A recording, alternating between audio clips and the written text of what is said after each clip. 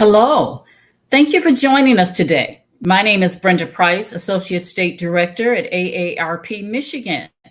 I really appreciate you spending your time with us today as we have this wonderful conversation with women entrepreneurs. The topic is It's Never Too Late to Be Your Own Boss at Any Age. Some of our panel are long haulers. They've been in business for a long time. Their entire career journey has been their own business. Some started at a later time. And they will discuss with you the various ups and downs, the challenges, and even the transitions that have to be made in times like this when we're going through a pandemic. So get your notepads out, your iPads out, whatever it is you use to take notes. Please bring them out because the gems that will be dropped today are definitely worth your time and will help you on your journey to becoming an entrepreneur. AARP is a great resource for our entrepreneurs. We want you to look at us as a trusted friend and a resources that have been vetted, that have been tried, content that can help you. So please go to our webpage, aarp.org, to get information on your small business opportunities. We have a resource center there with you. We are partnering with Small Biz that will help you to understand better how to start a business, how to manage that business once you get it started, and how to grow your business. There's information there about grants and funding opportunities. We want you to have success. So this website is here. You can go to it directly at what you see on the screen, or you can go to aarp.org, say you forget, type in entrepreneur or small business in the search engine, and you will be directed to the right information. We have additional resources too. We actually have a podcast that you can listen to. Podcasts with entrepreneurs talking about how she did it. How did she make it happen? So this is, nice content, nice information to encourage you, to keep you ahead of the game, and to, just motivate you and stimulate you, because sometimes you need that. That's why we're having these conversations today, so that you can be encouraged. You can see that it can be done. And these are Michigan entrepreneurs, but they work globally. The information that you will hear today will help you on your journey. So it doesn't matter if you're in Michigan, Ohio, California, wherever you are, you can benefit from the information that you are going to hear here today. So please, I'm going to ask our facilitator to come on and join us today and get us on our way. Hi there, Brenda. How are you? What an exciting conversation. I'm wonderful. It is just wonderful to have you, Dr. Geneva Williams. Dr. Geneva has been facilitating our entrepreneur programs and other programs as we have gone along this journey and helping people to identify whether or not it's work that you want or whether or not you want to be an entrepreneur. She is the right person to facilitate this because she is an entrepreneur herself. She has been a very successful nonprofit leader in Michigan. She is an author and she is an AARP volunteer. We so appreciate having her here with us today. So welcome, Dr. Geneva. Tell us a little bit about your entrepreneur experience. Well, Brenda, I am just so excited about this topic because I started my business in my late 60s. And it was a lifelong dream. As you said, I've been in nonprofit world for so long. But I always dreamed of doing my own thing, being my own boss. So this topic is fantastic. And some of the gems I know we're going to get today, I wish I could have learned and heard them then. But now after 5 years of, successfully working my business, I can add a gem or two because I've learned a lot. And that's what happens when you get into these businesses. You learn an awful lot. And not only have you learned a lot, you share a lot. And I listen to your podcast, I listen to you on social media. You share a lot of valuable information that women can benefit from as they move along their career journey or their entrepreneur journey. You really drop it on a regular basis. So we appreciate you. And I just want you to know that. I Well, am going to thank you. step aside and let you start this program. Okay. All right. All right, Thank Brenda, you. again, as always, thank you for your leadership and your vision and bringing all of this together. And, as we're getting started, we want to say a special hello to all of you out there who are listening to us, and we want you to be part of this conversation. So we've got some poll questions for you. And the first one is, do you have your own business? And so let us know that yes, no, or maybe one day. And then another question we'd like to ask you, please let us know what's your biggest fear about becoming your own boss. Is it losing money? Perhaps it's too risky, too much work, or don't know enough. And so we want to hear from you what you think, and let us know who's out there. And as we bring on our very, very special guest, we'll hear a lot from them, and they'll help answer these questions as well. So let's get started. I'm just so delighted. We will put poll question number 1.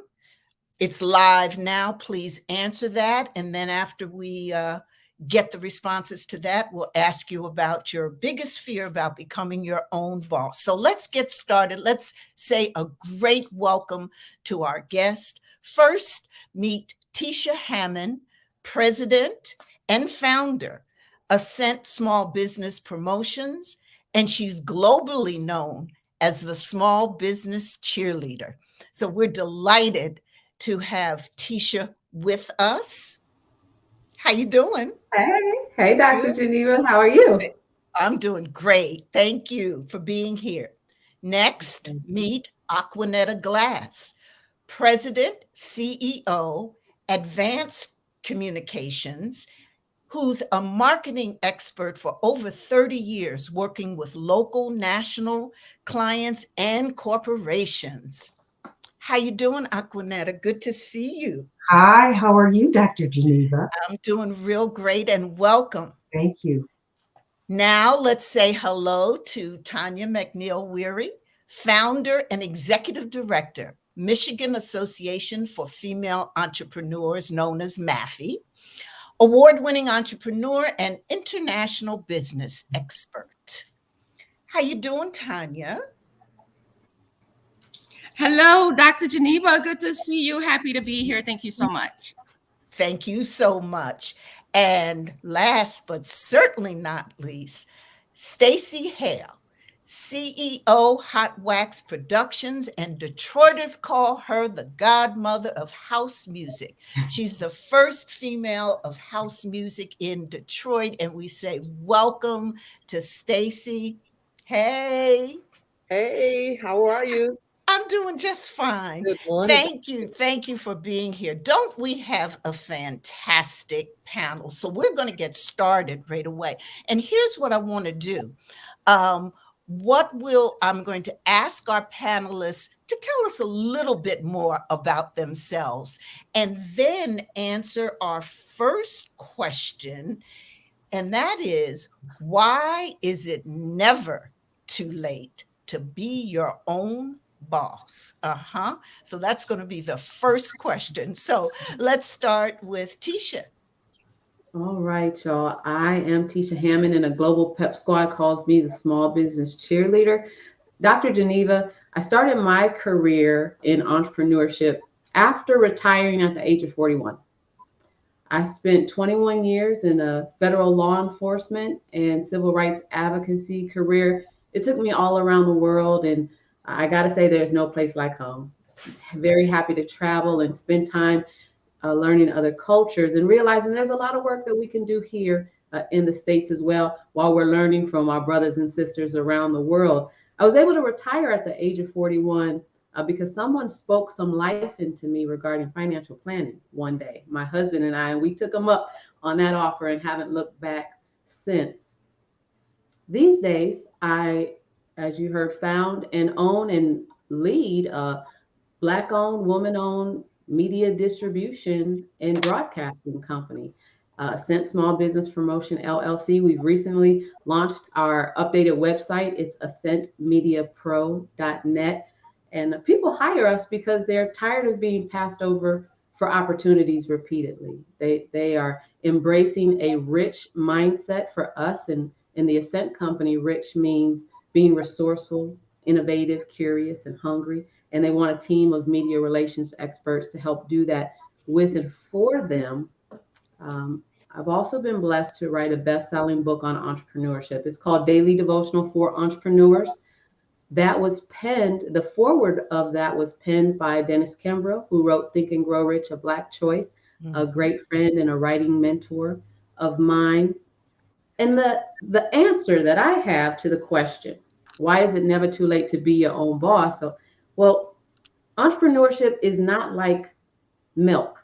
Like your dream of entrepreneurship doesn't have an expiration date, right? So it's okay to spend life living and learning and gaining a PhD in life to prepare yourself for this wild ride that is entrepreneurship. So go ahead and get that PhD in life and spend time living and learning and networking. And when the time comes to call yourself boss, you will know it. Thank you, Tisha. No expiration date on your dreams. Yes. And I'm going to ask Aquanetta next to tell us a little bit more about herself. And before you do, though, we have the results from our first poll, and it's an even split between yes and no. Do you have your own business? 43% each. And then there's about 14% of you out there who are saying maybe one day. Thank you, Dr. Geneva, Brenda Price, and AARP for the opportunity to participate in this meaningful conversation. Again, my name is Aquanetta Glass, and my company is Avance Communications. I'm the founder, president, and CEO, and it is a full-service marketing communications company. I'm a native Detroiter, a Cass Tech graduate, and my college degree is in communication. My mother, whose name is Geneva, was my mentor and greatest influencer. In July, the good Lord willing, I will be 70 years young. I have worked for 49 years in the marketing communications industry. 16 of those years were in corporate America, and the last 33, I have been an entrepreneur. I am proud to say that my great uncle was the first African-American Black marketing executive in the United States in the South in the 1940s. I have numerous cousins that are second, third, and fourth generation in communications. And so I say that communications is in my DNA. I love what I do, and I know it is my purpose. Why is it never too late to be your own boss? Well, there are a lot of theories about how old a person should be when they start a business. Some say you should start when you're young because you have more energy and you're more likely to take risks. Others say wisdom comes with age. You have stronger networks and you are probably more financially secure. Research indicates that the mean founder age for the 1 in 1,000 fastest growing new ventures is 45. I started my business when I was 37, and I say, as long as you have life, it is never too late to pursue your dreams and goals. Thank you so much, Aquanetta. Just hey, never too late. Yes. And poll question number 2 is active. So please let us know what your greatest fear about becoming your own boss is. Tanya. Hi, so happy to be here. Thank you, AARP and Dr. Geneva and Brenda for this amazing opportunity. As you mentioned, I am the founder and executive director of the Michigan Association for Female Entrepreneurs, which is a nonprofit organization that is committed to supporting promoting and empowering women in the state of Michigan. MAFI is what we say for short. So the reason I started MAFI is that I moved to Detroit from Chicago some years ago in 2001. I believe it was 2001. I moved to Detroit from Chicago, and I'm in a new city. I didn't know anyone. I'm starting my first company here. And it was really just a concept of just bringing women together, other women like myself who was aspiring to start a business, so that we can pull our resources together, so that we can share ideas and we can share challenges and how we overcame. That's really what my idea for MAFI, and it just really grew into something so much more than I could have ever imagined. And so since starting the organization in 2003, we have assisted over 2,000 women in the state of Michigan in starting or growing a business. And so I'm so happy for that. Happy that Dr. Geneva has been along that journey with me for some years now, empowering women with her voice and her kind words and mentorship. I am an entrepreneur. As I mentioned, when I came to Detroit, I started my first company, which was an insurance agency. But unfortunately, with the financial crisis in 2008, I had to transition, and I went back to school and pursued my MBA. And I had an opportunity to travel to China during my MBA studies. And that is where I absolutely fell in love with just learning about different countries and cultures and people and just the environment. And it really helped to broaden my horizon. And the world was so much bigger than I could ever imagine as a young girl growing up on the south side of Chicago, growing up in what we call the hood, right? Growing up in the hood. And here I am today running a global consulting company. My business is IBS Global Consulting, and we focus on helping primarily small and medium-sized companies expand their businesses into new markets around the world. I truly enjoy my work because it allows me to meet so many diverse groups of people from countries all over. It allows me to travel, something that I didn't have much exposure to, as I said, growing up in a small town in the neighborhood that I came from. My mindset was very limited. I had never imagined that I would see the Taj Mahal and that I'll be, in Egypt and all these wonderful countries. And so why is never too late to be your own boss? I think, those before me had said it best. There is no expiration date to you pursuing your dreams. It's never too early. I want to express that. My daughter, who is now 27, started her first company at the age 11. And although I started my business quite young, it's never too early or too late. God willing, I will be turning 50 this year, and I'm still launching new ventures. So just go out and pursue your dream and your passion. It does not matter how young you are, right? I'm not going to say old. No, it doesn't matter how young you are. Go out and pursue your passion. A lot of businesses are started after retirement. And so I did a little research, and most companies, as you mentioned, are started in the 40s. And so It's never too late to be your own boss. Thank you, Tanya. And I like that. Never too late or too early. So those are those two perspectives. And before we ask Stacy to tell us about herself and all the wonderful work that she does, I want to let you know that our second poll about biggest fear, overwhelmingly, people say don't know enough to get started as their biggest fear for not getting started in that business, being their own boss. So that's, some great information. And we also want to say hello to those of you who are, of course, joining us from Michigan, but we also have people here from New York, Texas, Philly, and Kentucky. So Stacy, hey, come on in, girl. Let's hear from you. Good morning. Good morning. I've been blessed to have that title of Godmother of House Music, when it's really just music, which was my love from a very, very early age. And I got that because of my parents having music, and I had brothers 9 and 10 years older than me. So I was putting on shows at the age of 10, 11, 12, and charged my parents and the rest of them a quarter to get in and come in the basement to see what I would produce. I had no idea 50 years later, that I'm still doing something like that, but on a much larger scale. I realized I wanted to be a DJ at a very, very early age, but I didn't want to be that person to be on the radio saying, "Oh, you're listening to WJLB," blah, blah, blah. I didn't want to be that. I just wanted to produce and listen to music because I love that so much. And I made it come a reality in the early 80s. So at that time, I decided to go back to school full time, which was crazy as an electrical engineer. So I was doing both. I was going to school full time and DJing it. And that's what it was just. So I always had to hustle in me. I guess that. So in the meantime, like in 1985, I decided to compete against, I competed in a DJ contest on WJLB, which was, I think, still the #1 radio station in the Detroit market area. And I competed against 600 DJs. I submitted my cassette. This is 1985.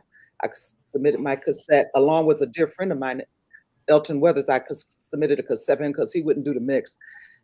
And both of them made it. It was something that I had, both of them made it. And so then I had to tell them, hey, get in here, do this here. Needless to say, I won the contest at the Fox Theater competing against 600 DJs. And it was at that point that I got the national recognition because the people that were judging us were out of New York, working for Billboard and some Columbia Records, different Motown records, which I'm still friends with these people this day. And so one of the things that happened in the country is that everybody would gather around the world, go to Florida and have what they call the Winter Music Conference and had all the business of music and everything going on. And I thought, fantastic. I said, but Detroit is so rich in music in all genres that I have to create this here. I have to create this here in Detroit. And so that was my first light going off to be an entrepreneur. And I this called the Detroit Regional Music Conference in 1986 or something like that. Yeah, around that time. And I invited the world and the people around the city here to come and to learn about the business of music. I had the pleasure of having some of the best people come and speak and lecture at the event. And I held them at 5 different hotels around the city, downtown Detroit, when it was the Pontchartrain. That was one of my main hubs. And it was real good. And an umbrella of DRMC Inc., which still exists today, I created Hot Wax Productions. Okay. Is what I was wondering how you got to that productions. Well, Stacey, that the entrepreneurial journey that you've been on is what I want to really dive into as well. So let us know why you think it's never too late to be your own boss. And then I want you to answer the question of what's the hardest thing you learned on your entrepreneurial journey. Just be ready for change. As you know, time moves, technology changes, everything it changes. And so I've been blessed to have the gumption to change with it. So out of, going into Hot Wax Productions, and inside of that, I created not only a music festival, which is called Geometry Music Festival, which is primarily women with a splash of men, because I didn't feel that the festivals were giving women the opportunity to present their, the way that they produced and did music. I created that in 2019, and then the pandemic happened. It's coming back in 2023. But I also created a company called StreamTeamIO.com. And that's a virtual streaming service that I went virtually to. Everyone was locked down and at home. But ironically, because of me being so serious about the way the sound comes through on the internet is how I got the attention. And in doing that, it was women that inspired me to take that and make it a business. I was just trying to be a DJ online. But I listened to it was women that said, hey, Monica Morgan said, look, you have something. Juanita French said, look, you have something. And I was scared to death because I didn't, I was a virtual expert. But I dived in. Right. I And dive which seems to be another part of that entrepreneurial journey that we all face, that kind of fear of getting started and probably not knowing enough, which is what our audience is saying. Let me ask you, Tisha, let's weigh into this conversation that Stacy has kicked us off on. What's the best thing about being an entrepreneur, as well as what's the hardest thing? All right, hands down, best thing, unlimited income opportunities when you transition from being a W-2 employee for someone else to being a vendor in your company, writing your own wages and determining how much you'll be paid. It opens up so many doors. Hardest thing, managing your reputation and your relationships with family, friends, your team that you're going to bring on with you, and your business's money, not your money. Managing your relationship with your business's money can be difficult for many entrepreneurs. Mm-hmm. What do you think, Tanya? Yes, absolutely. The best thing for me is waking up every morning knowing that I am totally in control of my destiny. It is only me, myself, and I that will determine my success and my failure. So that's what's really great about being an entrepreneur. It puts you in that driver's seat and you are in control. Whether you succeed or you fail is totally in your hands. And so that motivates me every morning to get up and to work hard. The hardest thing about being an entrepreneur, entrepreneurship it's risky, right? And so with so many uncertainties, especially with our recent pandemic, with the financial crisis that had me to shift, from the industry I was in. So it's certainly, those uncertainties that's certainly the most difficult thing about being an entrepreneur, but the risk that you have as an entrepreneur. I totally believe that that the experience and you being your own boss, it certainly outweighs any risk that comes with entrepreneurship. Mm-hmm. And I think, Stacy, you mentioned that maybe one of the hardest things about entrepreneurship is getting used to that change that you have to expect and go through. What's been the best thing for you about entrepreneurship? Well, as I spoke when I created DRMC Inc. / Hot Wax Production, everything was done by paper. I had to see a lawyer, and I still have the corporate book and the way that was developed. Whereas now, when I created Stream Team, I was able to do everything online. That didn't exist at that time. And so, as long as you read and you learn and you ask questions, and I've had great people to talk to, women again, giving me the guidance, but being able to take that by the hand and to use the technology that's come out, because I've always had loved the technology, but it allowed it to be easier. Yes. And just right now, what we're doing right now, we're online and able for the world to be able to see this. For the world. This is technology. Absolutely. And speak way of that, we want to say hello. Less than that. Yes. So I wanted to thank you for mentioning that, Stacy, because I wanted to also say hello to those who are joining us from Atlanta and Cincinnati, and Boston is in the house.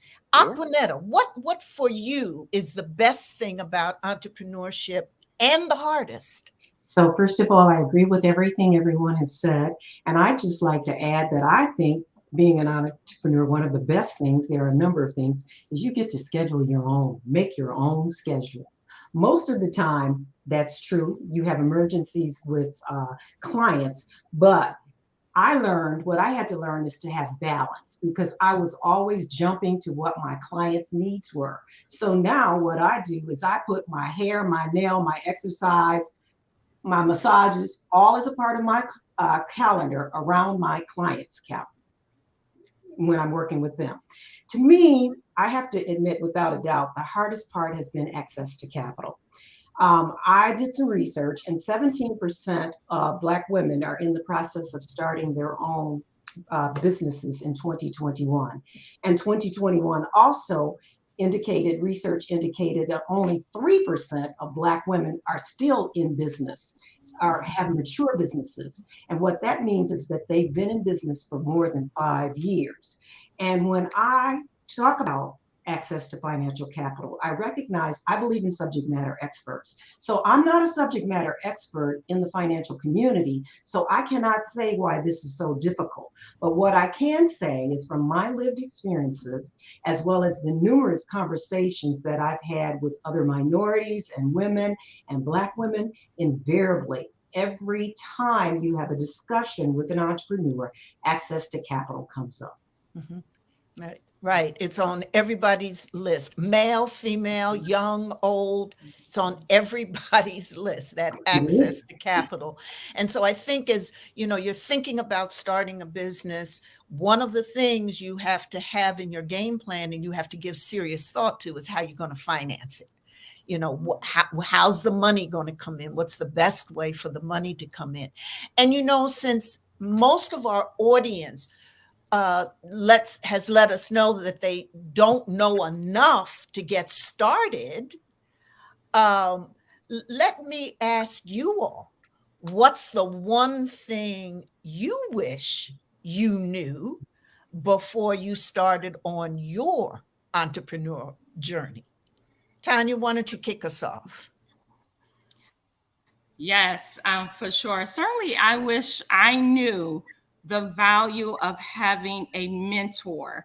I did not have a mentor when I started my business, and it is so valuable to have someone with that experience who can help you along your journey and to help you avoid making some mistakes. I've made plenty of mistakes. So if I would have had a mentor or someone to just guide me and to share their experience and, the mistakes that they've gone through, it would have, made me think twice about some of the decisions that I made and some of the mistakes that came along with that. So just really knowing the value of having a mentor, I think is really, really key. Okay, that's a good one. Someone that you trust, that you can talk to, who could give you some guidance every now and then. Stacy, what about you? What do you wish you knew before you started on your awesome entrepreneurial journey? A mentor. That is a very good answer, because mostly all of my adventures, there was no mentor because I was creating it first time and doing so. So I had to just use my knowledge or my tenacity, just my guts to want to make it happen. And I'm still doing that to this day. Right. You just have to want and to go for it. And I never thought I knew everything, but I'm real fast to find out who does, and I'll ask. I ask many questions. I'll reach out to other people in particular arenas that you have to know. Logistics, some things I may look over. I'm an artist, so I tend to be artist-like. Finances is not my best thing. My sister's a banker. I go to her. Just things for them to handle the things that are very, very important. I wished I had went management when I went to school. Instead, I was being a creative person, as an engineer. But as time goes on, I'm going, how important that is. And I say that to the young people now, that's a great category to go into, because whatever your dreams are and stuff, you need management, to handle the business, whatever that is. Right. And Stacy, I love that you're saying that you recognized, where your strengths were, in that artistry, that creativity, bringing all that inspiration, and you realized the areas you needed help in, like the business or the finances side, and you got that help. Very important. To know, recognizing, your strengths and your talents. Yes. Yes. Tisha, what about you? What's the one thing you wish you knew about before you started on your journey? I wish I would have known the value and importance of promoting myself in the company on day one and bringing in a team of people with me before I opened that door or turned on that website. So oftentimes entrepreneurs are working solo. So I understand that many of us call ourselves CEO, Chief Executive Officer. I refuse to give myself that title until my org chart is 100% filled up with names that are not mine. So I don't have a vision board in the company, Dr. Geneva. I have an org chart. And that org chart is a world map along with a real company org chart that reminds me there's a world of talent and opportunity that is much, and they have resources that I don't currently have access to, much more intelligence about things that are not my strong points. And I got that mindset from Paul Jones, who was at Goldman Sachs, now at Invest Detroit, was to have an org chart, promote yourself in a company, because otherwise you are every employee until you start hiring all of your team members. And that is I wish would have came in with a team on day one, Dr. Okay. All right. Find a team and come on in with it. Aquanette, what about you? So what I wish I had known is I really wish I had known what it meant to be an entrepreneur. I was competent in services I was offering. I told you I'm like third generation, but I didn't have a business mentor either. And in 1989, I don't really recall too many organizations like AARP is doing today offering information about how to start a business. And what I am, though, is I'm a big researcher. I was taught that in school in the industry that I'm in. And so I did my research and I went to SBA and they helped me develop a business plan. I call it my roadmap. I've re-engineered that business plan and myself several times over the last 30 years because I want to keep up with, communications now. You have to be in the social media and the digital. And I'm traditional, but as I think Tisha said, I hire people to do that part because, again, I believe in subject matter experts. But one thing that I would like to share with the audience, because I took what I call the on-the-job training route. I knew communications, but I went up the hard side of the mountain of being an entrepreneur, okay, because there were not many women back when I started or African Americans. So I have an analogy. I call it the three-legged stool. Most successful businesses have these three legs. They have legal. In major corporations, you have a corporate counsel. They have a financial counsel. And I don't mean just the CPA because the IRS is bothering you. You need legal counsel to help you manage your funds and your income and where you're going legally, because business is about money and you want to thrive, okay? And then the third piece that I think most small businesses ignore is the marketing communications plan. That's the three-legged stool, and it's a solid foundation. And what I would say to everyone is that communications has always been important.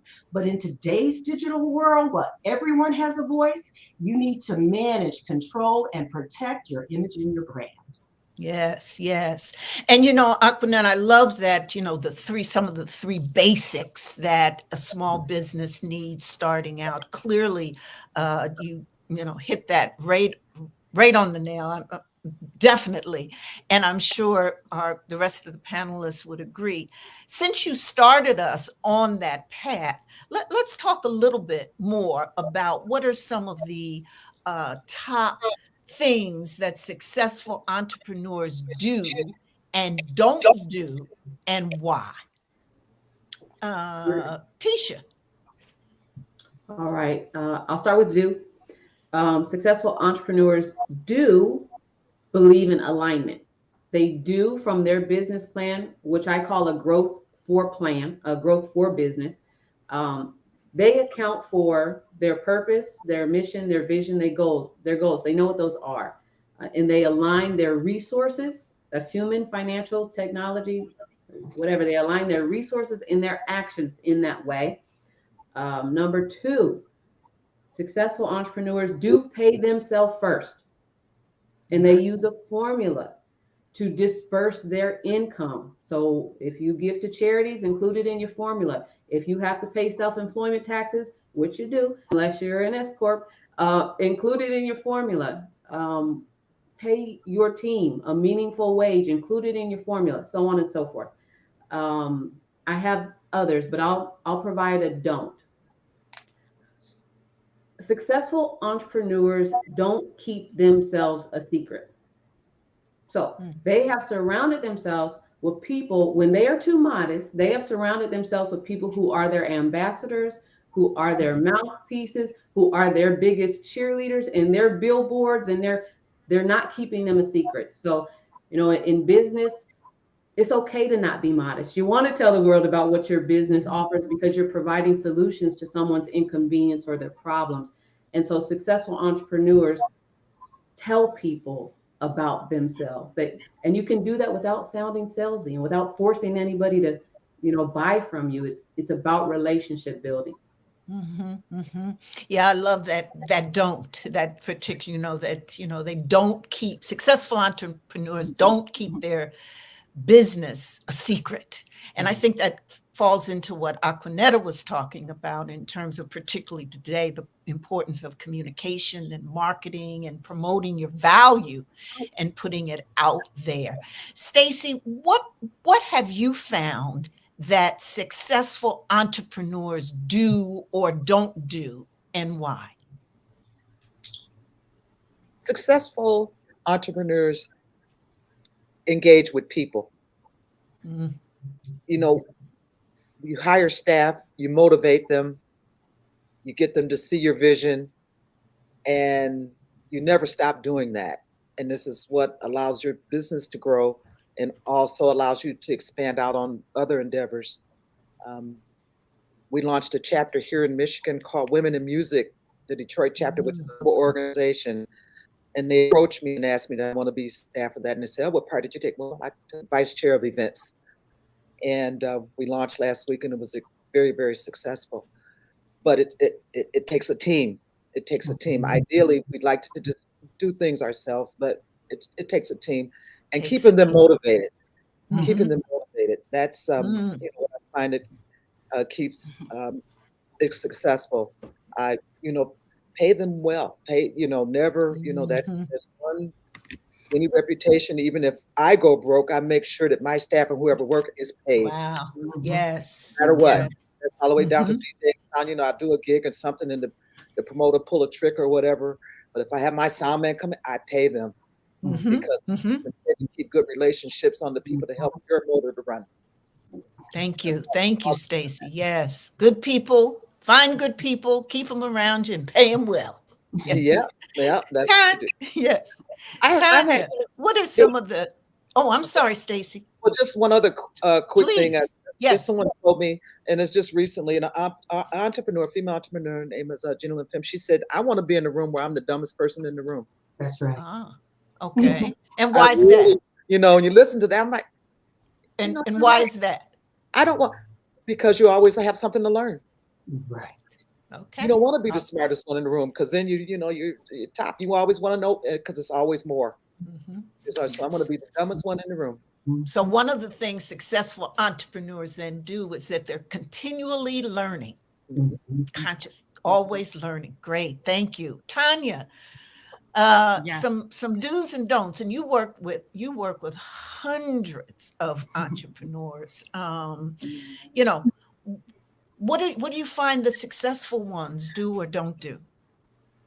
Successful entrepreneurs are not afraid to fail, right? Because if you're an entrepreneur, you have to understand that there may be some failure, but don't look at it as failure, look at it as a learning experience. And so you may try something, it does not work. Okay, that's a process of elimination. We've just figured out another way that this doesn't work. Let's try another way. Successful entrepreneurs are not where they are because they gave up after the first try when something did not work or something failed the first time. Successful entrepreneurs keep growing and learning and using those failures as a learning experience to produce something better. Also, successful entrepreneurs delegate. We cannot, even if you are a solo entrepreneur, you cannot do it all by yourself. That will cause burnout. And I understand burnout all too well, right? And so even if you're a small company and you're just starting out and you cannot afford to bring on a hire team just yet, they have so many freelance services, Fiverr and all these different Upwork, all these things where you can hire contractors on an as needed basis to help you in specific areas of your business. But you cannot, if you want to be a successful entrepreneur, you cannot do it all yourself. You must delegate. And so those are my 2 points I would like to add. Mm-hmm. Just some real gems you all are dropping now. So there've been questions coming in from the audience. Many of them we've answered. I've seen, or the conversation has given these answers. One that just came in, what is your advice on relationship building with customers? I think that's a good one. Thank you, Andrea, for that question. Who'd like to talk about the relationship we have with our customers? What's your advice on that? Well, I can go Please. first. Please jump in. Well, one of the things are, what you do, the social media platform has just gone crazy. It's so many different things. But I think it's very important to engage with anybody that inbox you or say something back to them personally, to make them feel that personal connection. You never ignore someone's, it could be something very, very small. And I think it's important, but it's big to them. And because what that does is build relationships, and they tell someone. Yes. It allows it to grow. Mm-hmm. So you answer all your Instagrams, your Facebooks, your Twitters, or whatever. Anybody that inquires about anything, you just show them. It just takes 1 minute to acknowledge them. Mm-hmm. It blossoms. Oh, good. And I like to add to that, because the relationship building is so critical, especially today in this competitive business environment that we are in. And it is so much more cost effective to retain current customers than to go out and get new customers. And the biggest part of growing a business is through word of mouth and referrals. And that come from relationships that you have with your current customers. And so that is so key and so important. And as you mentioned, it's so easy now with social media to really stay engaged and interact with your customers or your clients, and just let them know that they are at top of mind.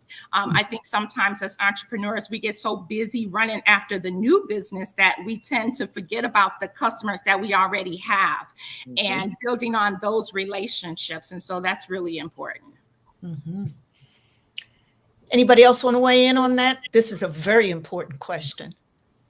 Yeah, I would suggest that as soon as possible, take the relationship off of social media and bring it to real life. So that means get your phone number in someone's cell phone, have their phone number in your cell phone, because we have seen social platforms restrict access to people's profiles and sites and shut people out completely. You want to make sure you can carry on a relationship without depending on a social media messaging system. I would like to say that you should show your customer added value, because you don't always have to just do what the contract says or what you contracted for. If you really want to show them that you appreciate them, then you offer them just strategically other things that may not necessarily be a part of what your core work is, but you add value, and then they'll want to keep you. Mm-hmm, mm-hmm. Some really good. And Andrea, thank you for that question. We have loads of other questions too that are in the chat, etc. But we can't get to all of them. We won't be able to. This is such a great conversation. As we're winding down, and Brenda's going to come back in a moment to join us, but I'd like to, and particularly because the vast majority of our audience says that they don't know enough about becoming their own boss. Okay. I'd like to, close out this part of our conversation by asking you if you had one piece of advice, okay, for someone just starting out in business or thinking about becoming their own boss, what would it be? So I'll start. Great. I would, Thank you. I suggest that retirement, whatever age that means to anyone, it's very personal decision to make. Retirement can mean fixed income unless you plan to work your dream now. So assemble your dream team and get going in the way of gathering that board of advisors, your personal directors, your interns and your communications team, your media and marketing team. Join the associations. Get that dream team together now before you launch. I'll go. Great. I Yes. would, Aquanet. I would say that as a Black woman who has been an entrepreneur in America for the last 33 years, there's a cycle and there are many twists and turns. So I would start by quoting Langston Hughes with his poem and say that being in business, life ain't been no crystal stair for me. But I would also humbly say that I would not trade a second of it for the lessons that I've learned and the achievements that I've attained. And I would end by quoting our newest Supreme Court Justice, Ketanji Brown Jackson, persevere. Mhm. Thank you for that. Stacy? I would say if becoming an entrepreneur, no matter what age, do something that you love. Do something that you have passion for. It could be making buttons, but you love to make those buttons. And don't be afraid to ask for help. Research, look it up. Somebody's always willing to share the information with you. Yes. And be passionate about what you love. And you'll have mainstay. That's right. Thank you, Stacy, so much. Yeah.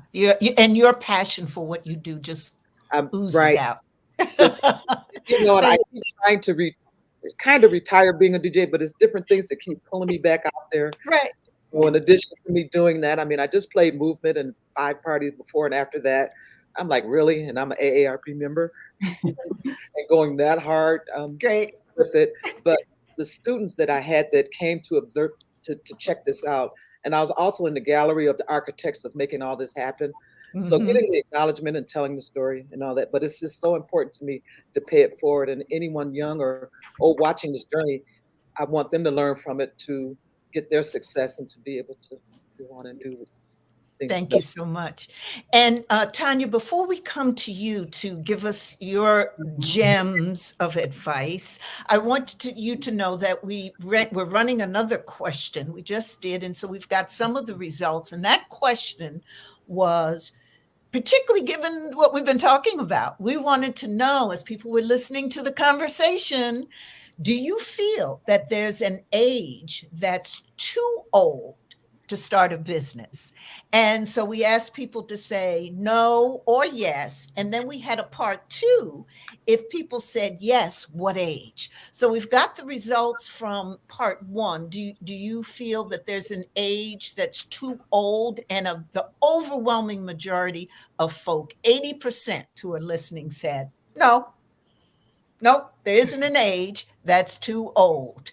And then we probably should have, thinking about that, too young either. We didn't pick up that part, but maybe we'll have to do that. Is there an age where it's too young to start a business? And so we've got part 2 going on. And Tanya, if you could give us your piece of advice. And, we've got this question as you respond, any conferences around the world that you're engaged in or that you're presenting that support your journey as an entrepreneur. So let us know about that as well. Tanya? Okay, Grace, I want to just to add to what Stacy said, it's really finding something that you are truly passionate about, because entrepreneurship, right? It's this rocky road that you're going to go down with a lot of twists and turns. You got to reset that GPS a few times. So really going into something that you're passionate about is going to really help you stay motivated. It's going to keep you there through those tough times. So I think that's really important. And I think what entrepreneurs should do is to write down your why. Why do you want to go into entrepreneurship? What is your reason? What is your why? And write that down. Pin that somewhere where you can see that every day. And as you go into entrepreneurship and you're starting your business and you face these challenges, look back up at your why and why you started out on that journey in the first place. I think that's really powerful. And so that would be my takeaway. Mhm. And then are there any, what's happening globally Yes, that yes. And going on that can help people in their entrepreneur journey? Mhm. So there's an event that I personally will be attending. I attend a lot of international conferences around the world because of my global work. And so I will be attending 100 Successful Women in Business conference that's taking place in London, October 24th through the 28th. And I will be a speaker speaking on how to grow global networks to grow your business, right? And so just talking about the importance of building a global network to grow your business. So whether you're doing business domestically or internationally, especially in today's digital age, if you have a website, this is what I like to tell entrepreneurs. If you have a website, you're already global, right? You cannot determine who's going to click on that www. That's the World Wide Web. So you are global. So it doesn't matter if you're just working from your local city or state, but having a global network and access to a global support network and potential customers is really valuable when you're starting and growing a business. Mhm. Thank you. And Brenda Price is coming back on and joining us. And as she does, I just want to let you know that for part two of the Brenda, for part two of that question about is there an age that's too old? For the people who said yes, the majority of them felt that 70 plus was too old to start a business, followed by if you're between 50 and 60, that's too old to start a business. So I can just tell you, first of all, that a lot of what's happening across the country is showing that a vast majority of particularly female, uh, particularly women who are in that 50 to 60 age bracket are popping in and they're starting a business. That's And we're seeing this rise, Brenda, right, of those who are 60 and 70 and hey, doing their thing. that is The that new is 40. that is exactly why AARP provides this resource, because there are so many people 50 plus who are starting their own businesses. They may be retiring early, or they may have just be establishing themselves because they have been doing things. People from cooking in their own kitchens are opening restaurants. And I love the takeaway for me about being global. The fact that you have a website makes you global. That was a real big nugget. And Mhm. having mentors, I took that away from this conversation. Ladies, I want to thank you all. Dr. Geneva, we really appreciate you. You are a wonderful facilitator. You know how to make us rock and get the information out. So I appreciate everybody. I want to thank you all. Dr. Geneva's contact information is on the screen. As I said, she has wonderful podcasts. Please check her out. Also, we want you to go to aarp.org to get information on being an entrepreneur, resource information, also information on caregiving, financial literacy. We are your source for information. My contact information is there. I appreciate you. Thank you for joining us from across the country, from all cities that, that are really rocking along with Michigan. Thank you very much.